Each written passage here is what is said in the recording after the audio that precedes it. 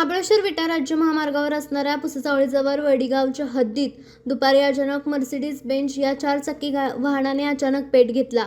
गाडीने पेट घेतल्या गाडीत बसलेले सर्व प्रवासी आपला जीव वाचवून एका बाजूला पळत गेले। त्यामुळे कोणतीही जीवितहानी झाली नाही, मात्र गाडीला आग लागल्याचे कारण अद्याप अस्पष्ट आहे। आग विझवण्याचा प्रयत्न केला, मात्र आगीत ही गाडी जळून खाक झाली आहे।